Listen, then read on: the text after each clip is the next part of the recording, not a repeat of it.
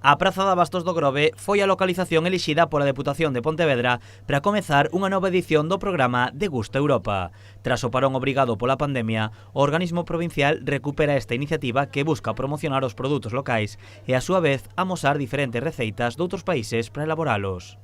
Fundamentalmente dinamizar estes mercados, que se conozcan, porque hai xente que non nos conoce, e que se conozca o noso produto, que ademais se pode elaborar de outras formas as que tradicionalmente as estamos a elaborar. Hoxe vemos aquí tres formas de construir, tres platos distintos. Os pratos foron elaborados polo alumnado do CIF Carlos Oroza.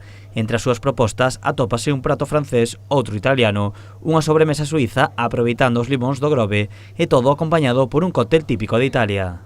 Neste caso os traemos un ragú, que é francés, pero en vez de poñerlle carne e patacas, o que sustituímos fon por alubias nosas de aquí, de Lourenzá, e mesillóns que non do Grove, máis ramallo de mar, o sea, codium, un pouco de auga dos mesillóns, con berberechos, e entón damos un toque como de guiso de mar, en vez de ser un guiso de terra, non?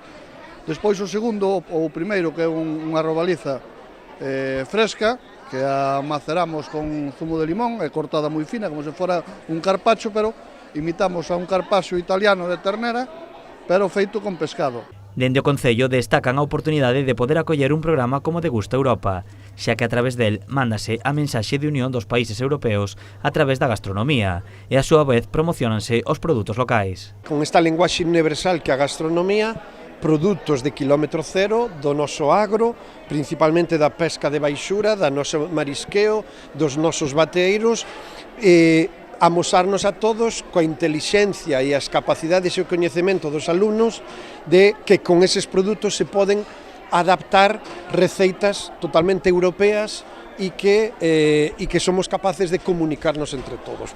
O alumnado do CIF Carlos Oroza elaborou 800 tapas, 200 de cada prato. Da degustación puideron gozar tanto a veciñanza que se achegou ata a Praza de Abastos como as propias traballadoras e traballadores da instalación. O programa Degusta Europa desprazarase agora a outras vilas como Mondariz, Pontevedra, Gondomar, Vigo e a Garda.